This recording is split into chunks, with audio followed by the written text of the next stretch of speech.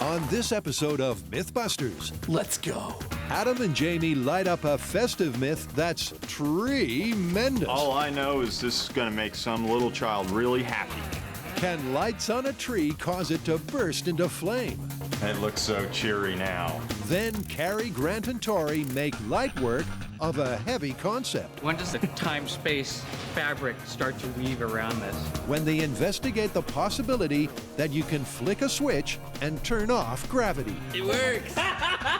And if that wasn't enough, Carrie takes one for the team I didn't know what I was getting myself into here. to find out if vodka can cure the sting of a jellyfish. Okay, now we can start the treatment. Okay. Who are the MythBusters? Adam Savage I'm making a rocket out of meat. and Jamie Heineman. I'm so excited. Between them, more than 30 years of special effects experience. That's what I'm talking about. Joining them, Carrie Byron, I'm a piñata. Grant Imahara, Don't say anything. and Tori Belleci. Oh, yeah, no, totally. They don't just tell the myths, they put them to the test.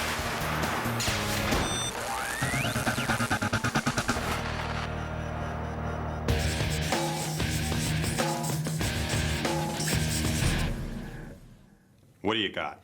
Well, this one has been flooding my inbox. It is a very popular seasonal myth, but I can't wait until Christmas to test it. Okay, well, what is it?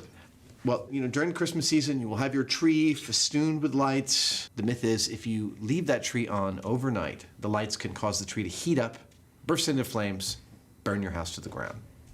Well, Christmas tree fires do happen every year. Right, but is it because of the heat from the lights or from some other reason? So we need to dial in on exactly what's going on there. Precisely. It's the epitome of the festive season, a tree dressed with colored lights. But is it dressed to kill? Tree fires are no laughing matter. But is this nightmare before Christmas really caused by simply leaving the tree lights on? Well, the MythBusters are getting fired up to find an answer. What's the plan on this one? Well, we get a regular tree and a normal amount of lights, put it on it, and fire it up, see what happens. Right, you know, it occurs to me that we should test several different types of lights, because if there's one that gets hotter than the others, that should be our test platform. Okay, and then if none of the normal quantities of lights of whatever type set that tree on fire, then we need to really ramp it up and put a bunch of them on there. Right, but if your ridiculous number of lights fails to ignite that tree, we're going to have to resort to something other than the heat of the lights. You mean like a short? Exactly. But before all that, the first step in turning the spotlight on this myth is to get some lights. And the boys know just the place. We've come to a place called Fantastico in downtown San Francisco, and when you want really weird, esoteric, strange things, and you want a lot of them, and you want them cheap, this is where I have been coming for well over a decade. Let's see if store manager Mike can shed some light on the story. Now the question for us is, are the cases of the trees being set on fire a function of the lights themselves or of the operator putting up too many of them at once? These lights nowadays have a safety fuse and a plug. In the old days, you know, on the box it would say don't put more than 3 sets, and a guy'd have, 20 sets strung out, so it would overload your circuit and cause the house to burn. But now these actually have a safety fuse in the socket. There's a multitude of lights to choose from. The chili pepper and lobster ones are tempting. Now, why would you want to put lobsters on your tree? But the guys stick with tradition. These are the screw-in ones. It's like my grandmother used to have, and then these are the little tiny blinky ones. Adam and Jamie buy dozens of boxes of the 2 most commonly used indoor tree lights, C7s and C9s. But bulbs aren't their only purchase. I'm gonna go home, and tonight, after my wife goes to bed, I'm gonna put this in the yard. I'm gonna freak her out. She's gonna be like, wow, what is that? From this Aladdin's cave, it's back to Jamie's to get this myth up and running. These two types both have a 3-amp fuse in them. This one has a 5-amp fuse, and even just kind of holding my hands over here, I can feel a lot more heat coming off of this one. So that one right there is the one to keep an eye on. To test just how sizzling each variety can get, before loading up a tree, Adam first makes hot boxes. Look at that. So I'm going to take one of each of our sample strands and put them in these metal containers with foil over the top, leave them overnight, come back and measure them in the morning and see what the actual temperature I get to. Is that temperature hot enough to set fire to anything? Well, there you have it. For a little pink foil and some regular old Christmas lights and some trowel things from the hardware store, you've given the best Christmas present of all. Science. With the boxes warming up, the guys plant a pine forest for their next test. The question is, will the heat from the bulbs ignite a forest fire? Second test is going to be to wrap the maximum amount that the manufacturer will allow around some trees. And the maximum allowable amount is dictated by the fuses that are built right into these lights. They have a fuse, so if you hook up 4 strands, it'll light just fine. I think between 4 and 5 strands, those fuses will start to fail. So we're gonna get to that point, wrap them around some trees, and leave those overnight. It's one big happy family as Myth-Turned Jess joins Jamie and Adam to trim the trees. Yeah, this is kind of an excessive amount of lights for one tree. All right, Christmas spirit in 3, 2, 1, go. I feel like in such a good mood for some reason. Ah, doesn't it just warm your heart? To recreate a typical in-home situation, the lights are going to be left on all night, and it's Jess's job to watch over them. Some of these might actually blow after a short period of time, and in that case, you would remove just 1 strand and let the other remaining strands glow all night, and we'll be back tomorrow morning to find out what happened. Here's hoping that for Jess's night, all is calm and all is bright. See you tomorrow morning. All right, thanks, guys. Sure. Thank you. See you tomorrow. I'll be here. In the past, the MythBusters have tested and busted crazy concepts such as pyramid power, I'm reading your thoughts right now. free energy, You might as well just go get a battery. and mind control. Now I'm ready to make him take his bray off. But Carrie, Grant, and Tori are determined to get this frontier technology off the ground.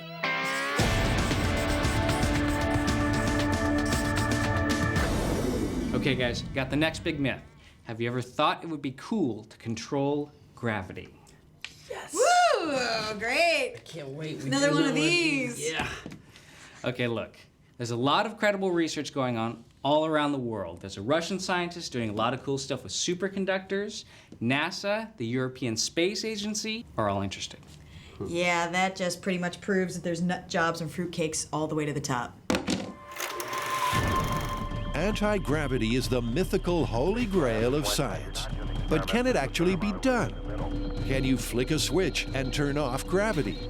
Is anti-gravity science or science fiction? It's these questions our intrepid trio will try to answer. And guess where they're going to start?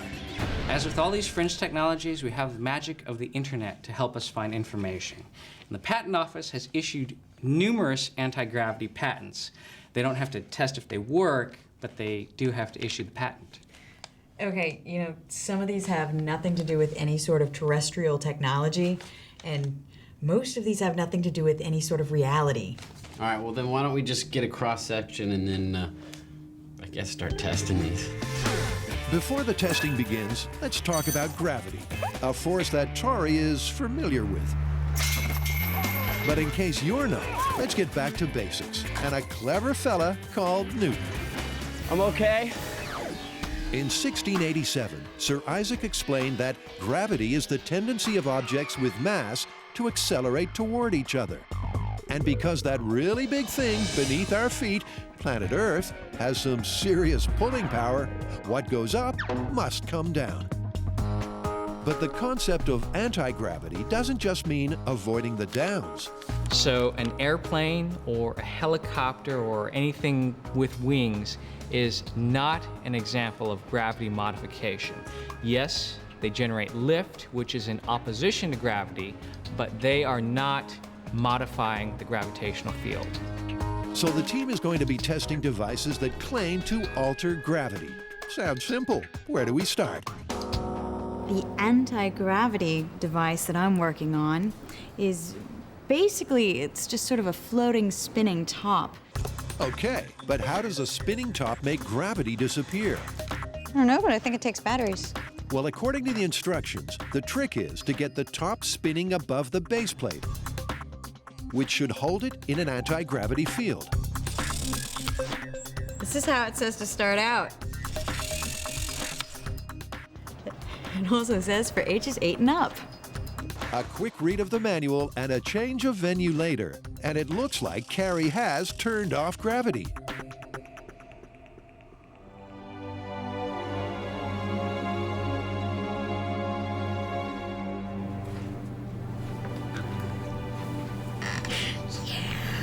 The future is here.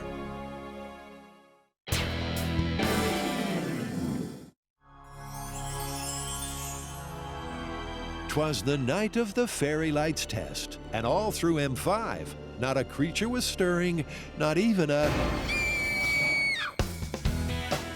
To test a seasonal story, Jamie and Adam strung 3 strings of lights on some trees and left them on all night to see if the heat generated would cause the trees to ignite. Myth-turned Jess was left to stand guard. Good morning. Morning, guys. How'd you do? It was pretty uneventful.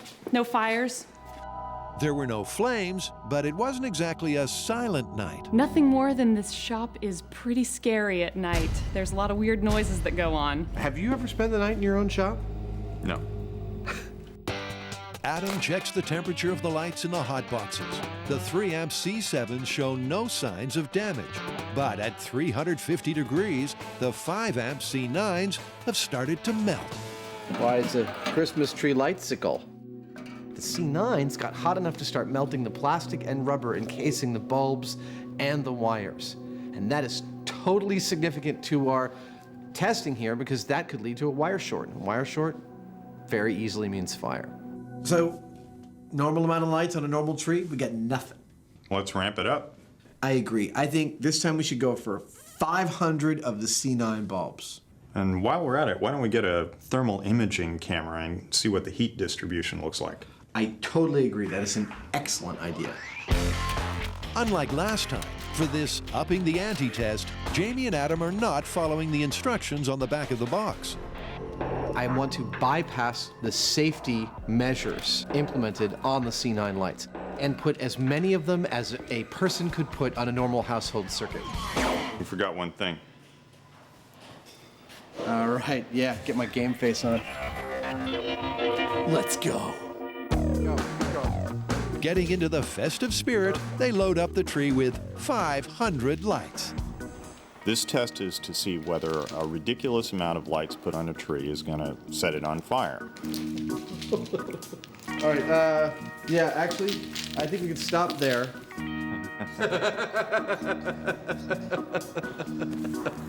That's the lights, here's the thermal camera, and the action is about to heat up. This is gonna make this so much fun. Dude, that is too funny. Like some demented elf. Adam, the heat-seeking cameraman, is ready. So you might want to put on your shades for this one. All right, in 3, 2, 1. Hey, everything went on. I can definitely feel the heat coming off of here. Now we wait. It's just gonna be a while. So they wait, but it's not long before nothing happens.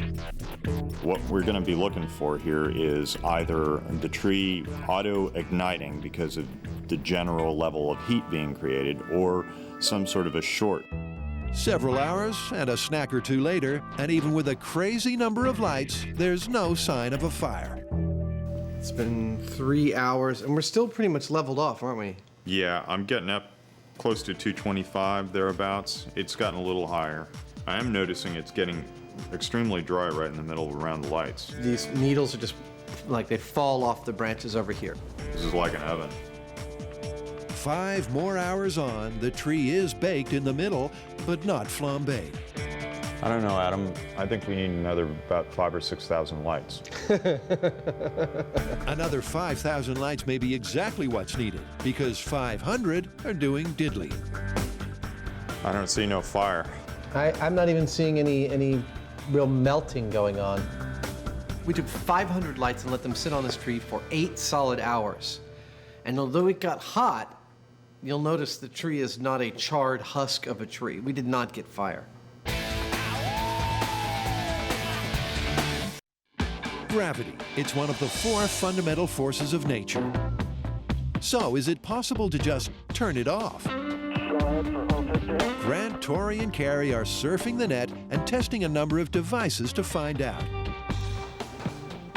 Carrie has a spinning top that appears to be defying gravity. But really, it's just being held up with a magnetic field. The stability is created by the spinning. So if it's not spinning fast enough, it wiles out and runs away. Fun, but hardly anti-gravity. Maybe Grant has something better. Well, the first thing that we've found is the anti-gravity lifter kit. And this is basically a triangular device that makes use of an electromagnetic field without any moving parts to produce some sort of lift. As fanciful as this may sound, there's actually some support behind the idea. There's interest from NASA, there's a lot of documentation on the internet, but we have yet to find out whether this is actually gravity modification by our definition. The theory, known as the Byfield-Brown effect, is that by forcing 30,000 volts through this wire, a new gravitational field is established, and the lifter is freed from conventional gravity. But despite being a bright spark, Grant and his new device are grounded.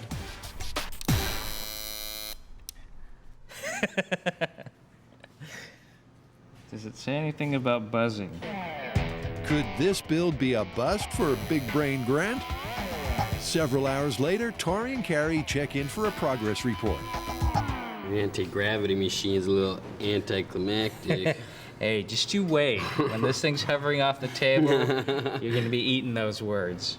But progress is in short supply. I don't know what this is supposed to do, but so far it looks pretty cool. Fire. Grant, in an admission of defeat, calls the manufacturer for some advice. It's jumping across P1 to where R7C connects. And just a few modifications later, the team is finally ready for liftoff.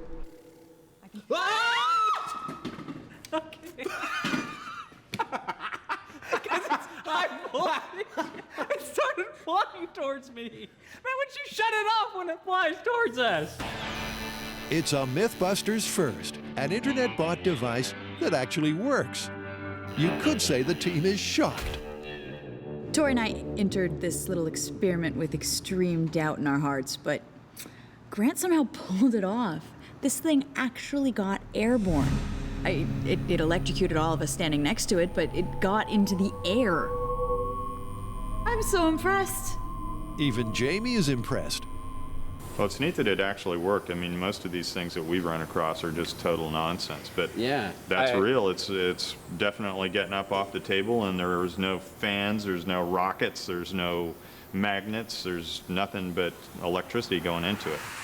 And Adam, well, he's looking for the strings. He doesn't believe it. He thinks it's a trick. It ain't a trick, man. My dog does that when he sees himself in the mirror, too. It's one of the cooler things I've seen on this show. I was not expecting, when you guys started out on this, to see anything but electronics that didn't do anything. Well, that would be par for the course. Yeah. Well, you just bumped it above free energy and ice bullet and a host of other mind Pyramid control. power. Yeah. So, pats on the back all right. But has the myth of anti-gravity been confirmed, or is there something else going on? Our team of super sleuths get testing to find out. Whoa. Oh, it just totally destroyed Whacking it out. the meter. Okay, so we know there's a large electrical field around this, which, just by nature of the device, we kind of figured. But that doesn't mean that that's necessarily anti-gravity. So next we should do thrust, and that'll tell us whether it's actually some mechanical form of lifting. And it's bad news for anti-gravity believers, because there is some air movement. We are getting 1.6 mile per hour of wind, so there is thrust. Yep, that is a thrust effect, not a gravity modification effect. So it's like a fixed-wing aircraft pushing air out of the way to overcome gravity. So 30,000 volts is forced down the wire, and that ionizes the air around it. These ions are attracted to the foil below, and the flow of air thrusts the lifter off the ground. And if Grant is right, it won't work in a vacuum. My suspicion about what's going on here is that the large DC voltage is ionizing the air around the lifter. And it's creating a flow of ions, which is bringing air along with it, creating thrust. Now what you can do to prove this, or disprove it, is to remove all of the air. If that's the case, then there should be no thrust. And sure enough, when they perform the test in a vacuum, the lifter is grounded. And it's not flying. It's not flying. It worked beforehand, you put it in the vacuum, no flight. No flight, no air, no thrust, no anti-gravity. Can't say it any better than that.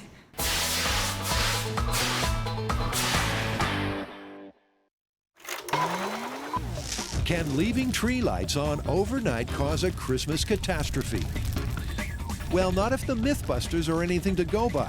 They put 500 lights on a regular tree, but there was no fire in the hole. Yeah, I'm starting to think that we're going about this all wrong, that what we really should be looking for is an electrical spark. Well, all the lights are fuse protected, though. They're not going to generate a spark. That's true about the lights, but you could still plug too many lights into a standard house outlet by using those 3-outlet adapters. If you tree enough of those on each other, you could overload the house circuit. I think I could do a bench test that will demonstrate whether or not we can get a spark from that kind of arrangement. Okay. Okay, let's get cooking with Adam. Now, the critical ingredients in creating a spark fire from Christmas lights are my old favorites: the old grandma 8-foot extension cord, 18 gauge, a nice clamp-on ammeter for monitoring the amount of power being consumed by the Christmas lights, and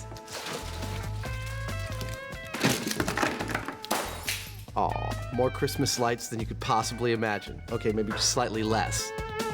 The preparation is so easy. Just take some plain cube sockets and put them one on top of the other. Does this look familiar? If it does, I'm not coming over to your house for Christmas. Plug them into an old-style extension cord. Modern extension cords are a little thicker, but this is very likely to be found in just about any house. And a generous amount of tree lights. With 10 strands, I am now exceeding the Underwriters Laboratories recommendations by 50%. And bake for about 15 minutes. 286 degrees. This is crazy. Come on, I want some failure. It's probably best that you don't try this at home. I'm running double the rated power through it. Well, that right there is kind of scary. Isn't it? Yeah. I mean, if you put too much into an extension cord just plugged into your house. Whoa! That's what I was talking about. That's what's gonna happen.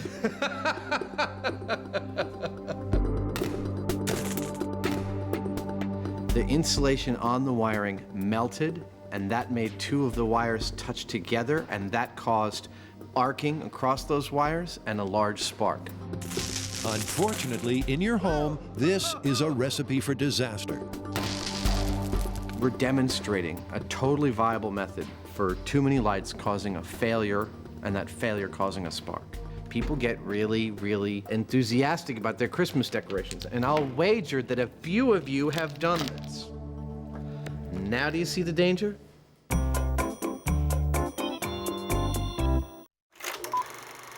Like commuting by jetpack and miracle time-saving kitchens, the control of gravity is a mythical technology that has been promised but not delivered. Or has it?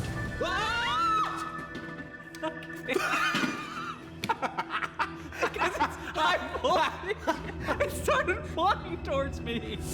Okay, guys, the lifter, super cool, but no gravity modification. I think it's some sort of thrust. You know, this whole gravity thing is really tricky. Maybe we should bring in some experts. Yeah, there's gotta be some sort of instrumentation that measures gravity accurately. I bet if we looked hard enough, we could find something. Well, let's get both, because we never know how to use the instruments. Actually, they get 3 men and a machine. Micro-G Lacoste physicists Tim and Derek bring a box full of ultra-sensitive gravity meter. And there's Dr. Bob Jacobson, who's a professor of physics. So pay attention at the back there.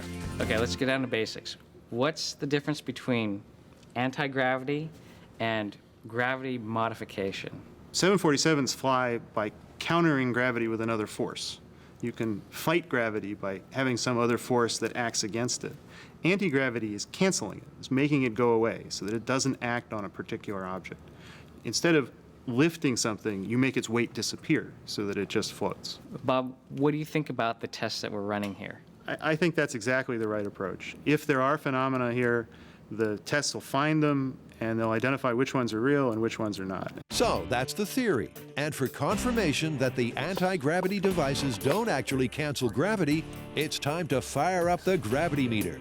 When does the vortex open up and like the time-space fabric start to weave around this? 23 minutes. Nice. Listening to this, I imagine like and then everything in the shop starts vibrating, you know? He watches a lot of sci-fi. I'm really excited. This is like the closest thing to sci-fi that we can experience on a daily basis. Excellent. Okay, Grant has successfully released his inner geek. So why don't we find out how the gravity meter works? So this is a vacuum. So there's no air, no nothing in there. Well, that's what we're actually trying to get right now. This is helping establish that. Okay. So there's a little mirror in here, a little motor that lifts that mirror to the top, and then releases it. It free falls. There's the vacuum, there's nothing to slow it down, so it falls purely under gravity. This black box here has a laser coming into it, just like a cop's radar gun.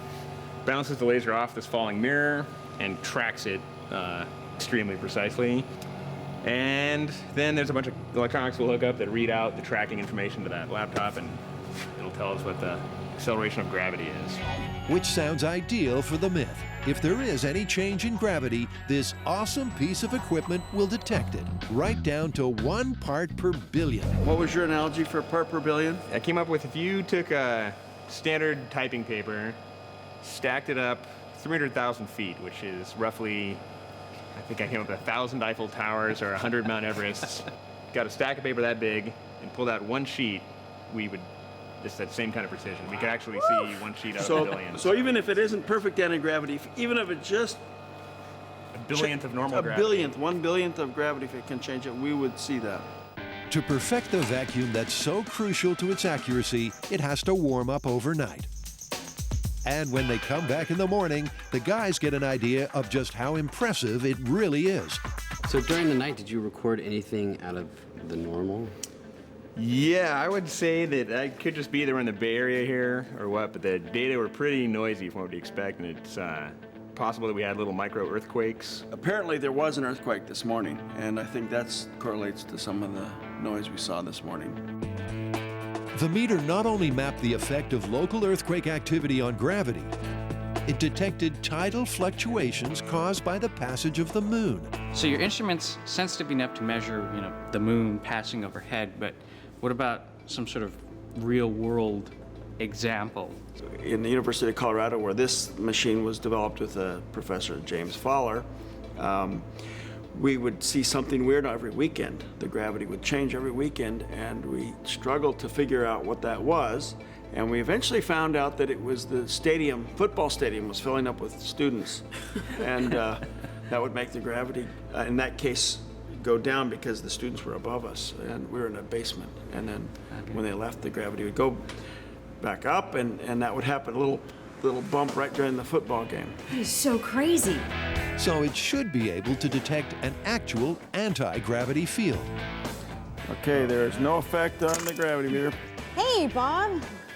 You've witnessed the top levitate, but we've recorded absolutely no modification in gravity. That's because the gravity detector is not sensitive to magnetism, and it's magnetism that's holding up your top. That's one device down. Up next for Judgment Day is the lifter. Carrie, Grant, and Tori and a trio of top physicists have busted the spinning top as an anti-gravity device. Okay, there is no effect on the gravity meter. Now it's time to get the final word on the lifter.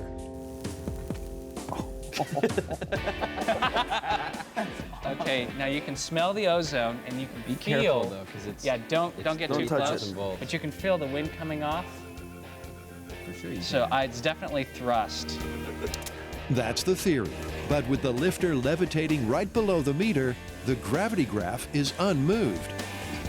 The number this morning was 979, 982, 924. Yes. 979, 982, 912. So it's 12 Jumping parts around a per, bit, 12 parts per per billion, and that's within the noise of us all walking around. That's a pretty normal noise level. Do any of our resident physicists have any theories on what's actually happening here if it's not modifying gravity? It's doing the same thing a wing does. It's throwing air down. So how is it throwing air down? It's probably ionizing it at the wire, so it's got an electrical charge in it, and then attracting it down toward that big aluminum foil plate. And once it's moving, it continues on past it. So basically, the lifter is grounded.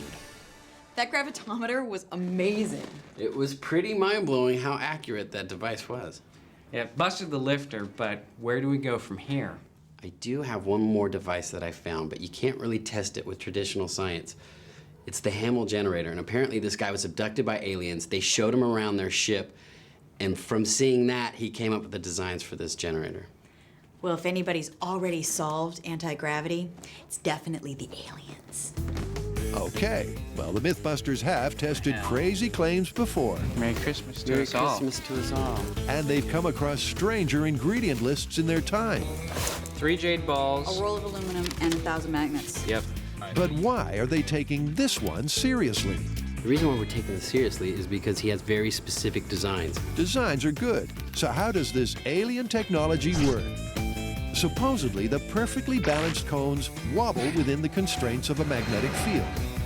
And it's this dynamic equilibrium that generates an electrogravitational field, and that causes the alien ship to lose its connection with gravity. I really wish the aliens were here to show me how to build this thing. With aliens in short supply, Grant and Carrie will have to do.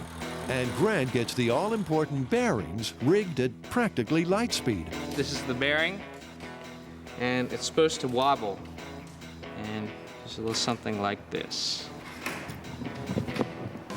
It's not bad, actually. And while Carrie lines the rim of 3 bike wheels with the magnets, Tori has made 3 cones from the roll of aluminum.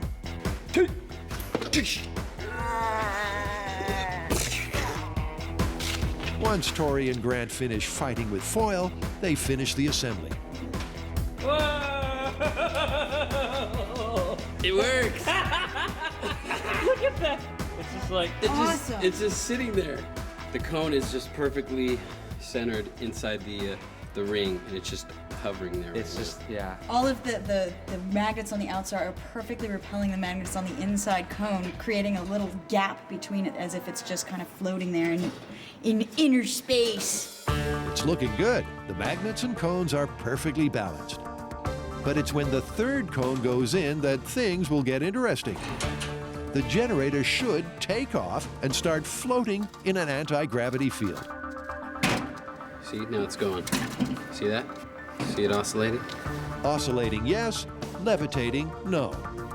But just to be sure, the guys prepare for the ultimate test. It's been started. Okay, we started the generator. Get out of the bit. Let's get out. Remember, the super-sensitive gravity meter can detect even the tiniest fluctuation in local gravity. Our world-class physicists stand by, anticipating a major scientific breakthrough. But really, no one is surprised when the Hamel generator flatlines. Are you sure you're not tampering with these results because you don't want there to be anti-gravity out there? Because it is all a conspiracy and you are part of the man? No comment. No, actually, we would actually like to see it. I would love to see anti-gravity. I really would, honestly. That'd be the most exciting result of all. I think physics advances the most when we find things we don't understand. So the best possible result is a verifiable, repeatable experiment that we can't understand. And cut. You see that hole in the ceiling where it took off? No. Me neither. Dude, you would have been better building something designed by Mark Hamill. Well, the Hamel aside, how did all our other devices do? Okay, the lifter, very cool piece of technology. It works great, but in the end, it's not anti-gravity. It's all thrust. So anti-gravity is busted. Yeah, it's busted. Well, I don't know if we can bust anti-gravity. I mean, we can bust our devices. All right, revised. Anti-gravity busted for now.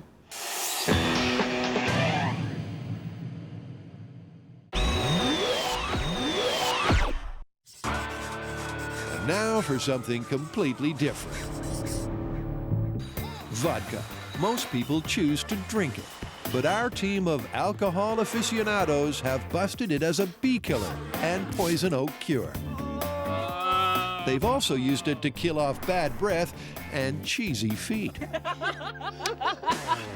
But that's not enough for Carrie and Tori. This time, something fishy is going on. We're here at Monterey Bay Aquarium. We're gonna pick up a jellyfish and find out if you can use vodka to treat a jellyfish sting. It's an old fishwife's tale. And if it's jellies you're after, you can't do better than this aquarium, which has one of the finest collections in the country. They don't know it, but one of these medusae is about to become a mythbuster. So it's off into the aquarium's belly to find a jelly. What type of jellyfish is this? These are Pacific sea nettles, Chrysora fuscescens, one of the big local jellies you'll find out in the Pacific Northeast Ocean. Is this a really good type of jellyfish to use for this test? These are very good representative stingers, and these are jellies that people would commonly encounter out on the beach if they were swimming. So this is an appropriate animal to test. I didn't know what I was getting myself into here. This won't kill you or injure you, but you know, it'll be uncomfortable for a week. How reassuring. But you know what they say, no pain, no gain. See one that looks good? Oh, there's a good one. Jelly catcher wing, one little tentacle, no problem at all. Wow. Bag o' jelly. I can't believe I get to take this guy home. Have fun. It's the Mythbusters equivalent of the funfair goldfish, though in this case, it's a bag full of pain. Back at M5, despite the vodka at the ready, Carrie's had second thoughts, not to mention thirds and fourths. I think I'm a little anxious. I'm a little bit nervous. I thought I was going to be perfectly fine, but now that it's come down to it, I find my heart going. You really want to do this? Well, it's not like I want to do it. I'm doing this for the show. You're going to grab him by the head, gently, and underwater, run him across my arm so the little tentacles will slide across, stinging me with thousands of little stingers, releasing neurotoxins into my body. That should be fun. While the jelly limbers up, Dr. Tori explains the procedure. All right, Carrie, so once you get stung, the process is going to be this. We're going to do the traditional treatment. That's warm water. I'm going to be scrubbing your arm with the brush, and then we're going to put traditional antihistamine gel on it. Okay. With the other arm, we're going to take the vodka and pour that on it and scrub with the brush, and we'll see which one works better. Okay. You ready? You psyched up? Give me some hits. Okay. And cue the wince.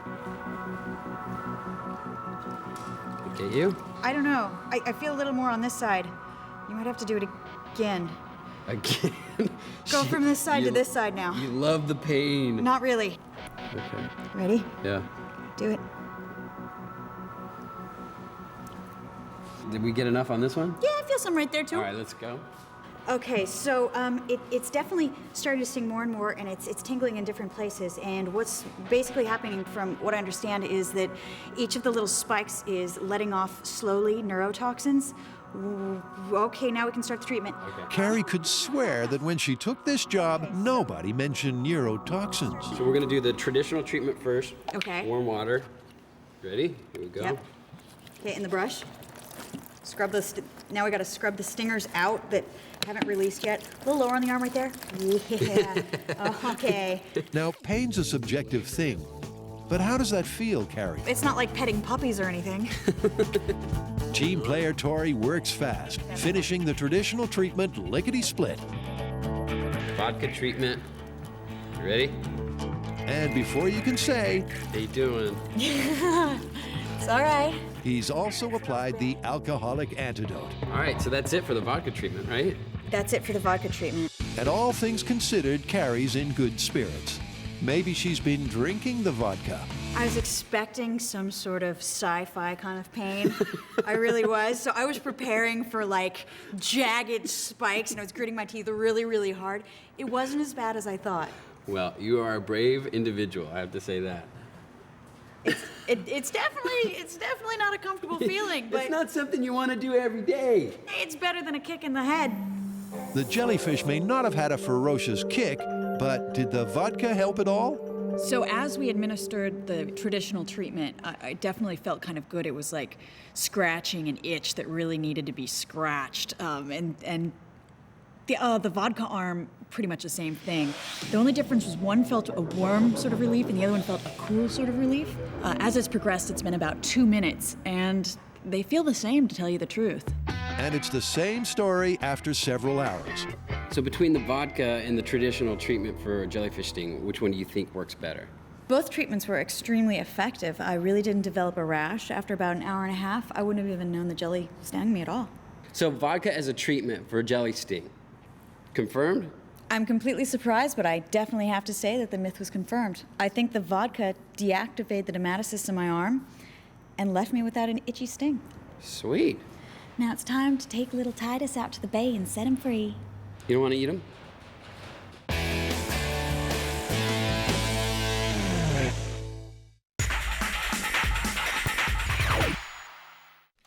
Adam and Jamie have been testing how Christmas tree lights can set your festive fur on fire, and they've just had a result. If you put too much into an extension cord just plugged into your house. Whoa! All right, we got a spark. Now it's time to get a fire. Okay, well, a dry tree is going to be easier to burn. I agree, so we should dry the heck out of this tree we're going to use and wrap the heck out of it. I want 5 times as many Christmas lights on it as we did in the shop. Okay, and just in case that doesn't do it, we should also put in a remote ignition rig as well. And just to replicate the spark I got in the bench test. Perfect. One way or the other, we're going to burn this thing. Sound the sirens. Did someone say fire? To try to ignite a tree once and for all, Jamie and Adam have come to the City of Pleasanton Fire Center. This is it. Smells kind of funky in here. It works for me. We've got a couple of door accesses from different angles that we could be at. And, I think what we're looking at here is probably the tree in like that corner. Hi, Captain. Hi, gentlemen. And Captain Dickey has no doubt that Christmas tree fires are frightening. Well, what do you think about what we're doing here? Have you dealt with this kind of situation before in a house fire?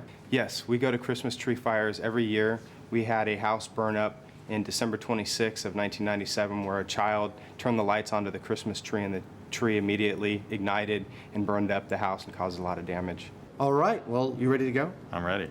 In this last test, the guys are going for broke. They've rigged the tree with hundreds of lights plugged into dozens of sockets. Well, all I know is this is going to make some little child really happy. And to further up the fire factor, the pine is totally parched. What we have here is a kiln-dried tree. This was dried at a place that dries flowers, so it's dry as a bone. Now it's time for some tree trimming fun. We've gone way over the top with these lights. We've got 2,500 lights. It's a couple hundred amps worth of electrical power and heat going into this tree. The MythBusters tree is starting to rival the Rockefeller Center's. 72 strands of lights, 1,800 bulbs. I bet this is what Christmas is like in heaven. I'm going to turn them off. I can't even gaze upon it. So bright is the light it gives off. It's as bright as the sun, but there's something missing. That's right, tacky ornaments. A decorative garland. As if we needed this thing to be any more flammable. And some brightly colored baubles. Are these not glass? Oh, they are. With 2,500 lights, this is the ultimate test in the hot bulb makes fire theory. But in case that still doesn't work, Jamie's also added a sparker for good measure. The neon transformer takes 110, just, normal line voltage and kicks it up to, I think in this case it's around 6,000 volts, something like that. This is a straightforward, always works way of getting a fire. Doesn't the tree look lovely, children? Now, to set it on fire. This tree behind me is loaded up with 2,500 Christmas lights. We've got some garland, we've got some bulbs, and this tree has been dried out in a flour drying oven for 5 solid days. It is effectively a Christmas tree shaped match. So what do Jamie and Adam hope Santa will bring? We're hoping that we'll get everything to come together and make for a big fire. Do not try this test at home. Without the fire department on hand, more than the turkey will be overcooked. Okay, Linda, give us power. Over. Copy that. Pressing the green button. Over. And there it is. It looks so cheery now. With all 2,500 lights on, the guys monitor the tree from a safe distance. Those light bulbs require more power than most people have in their house. Not just on a single circuit, in their whole house. The temperature rises rapidly, and soon the tree gets hot enough to make Jamie's whiskers bristle with anticipation. Chris, what's the temperature, the maximum? The top now is at 240. 240 on the scale, that's the highest? 240 degrees. And it's been 21 minutes. Soon there's a hopeful sign. Yeah, it's smoking. You can see it through the windows here. Dude, we're gonna get ignition. But 40 minutes later, the bulbs still haven't gone ballistic. And if 2,500 bulbs can't heat a tree to ignition, then no amount will. Well, lots of smoke, no fire. I think we're gonna set the spark off. Sounds good. You guys ready? We'll mask up and be prepared to go in. Okay. We're going to light this thing up with old Sparky, so stand by for our signal to cut the power. Over. Copy that. I'm standing by. It's the final test in this story. Can a spark cause the fir to fire? Okay, let's try it. Ignition in 3, 2, 1. Bingo, we have ignition. There you go. That's it. That's beautiful. So fast. The fire department springs into action.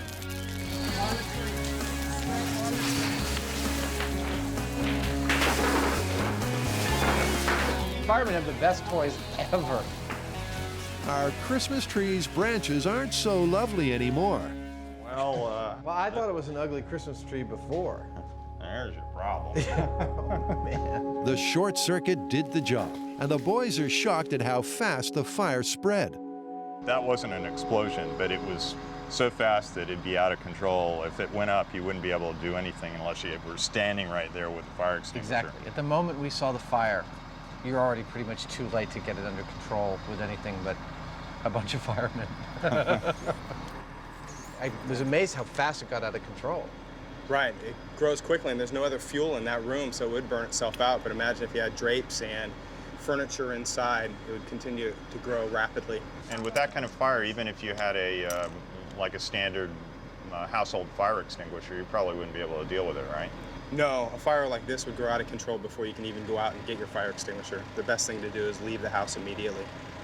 All it would take is one little spark, you know, whether it's an older set of lights, whether somebody's messed with the fuse, you can get a short, and if you do, you can set a tree on fire. This is no myth. In fact, this is more like a public service announcement, because the figures we have says that on December 24th, 25th, and 26th in the US, there's over 10,000 fires that cause 40 deaths and over $80 million in damage every single year from Christmas trees burning down from various reasons. I think this one is totally busted. I mean, we put 2,500 bulbs on that tree, and it was not enough to create the heat necessary to auto-ignite. I agree, it's myth busted, but you know, that doesn't mean that people should let their guards down, because we did prove that it is possible to overload something like an extension cord with so many lights that you create a short and you could start a tree fire. Yeah, you know, this myth really, I'm amazed, woke up my holiday spirit. I think that we should do a Christmas special. It's one for the future. It is.